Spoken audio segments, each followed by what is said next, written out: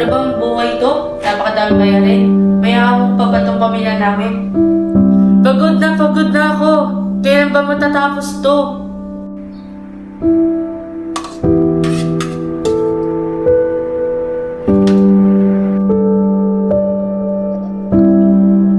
Nagkain po na ako.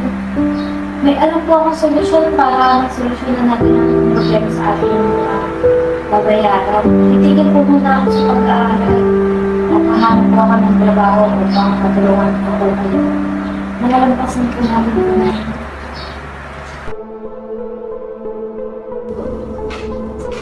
Uy, Mari! Bakit pa problemado ko ngayon? Oo nga eh.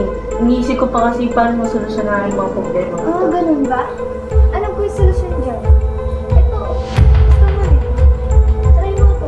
Mawawala talaga yung problema mo dito. Gusto mo? Hindi na.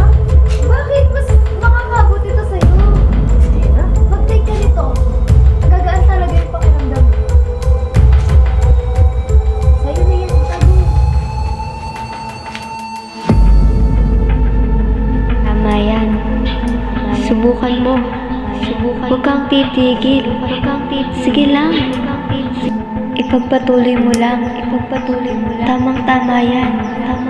Sige pa. Makakatulong sa'yo yan.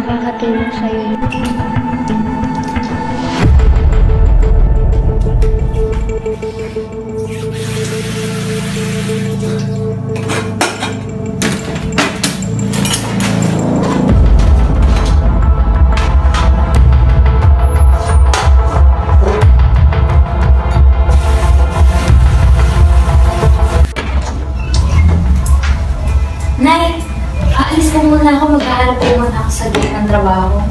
Sige, ayos na ako mamaya. May pabalahin ako saglit. Okay po, Nay. Ayos na po ba kayo? Sure po kayo may iwanan ko kayo dito? Sige. Sige po, Nay.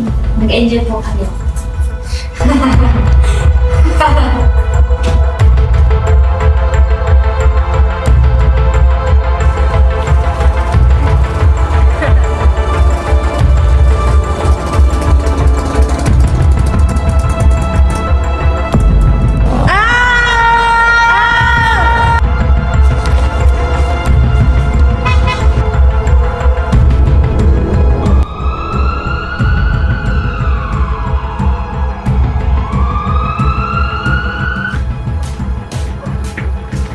Yung panin namin na nakabukas ng pinto.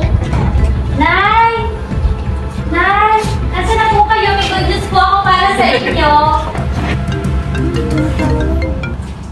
Hello? Sino po sila? Ha? Wala na po si nanay?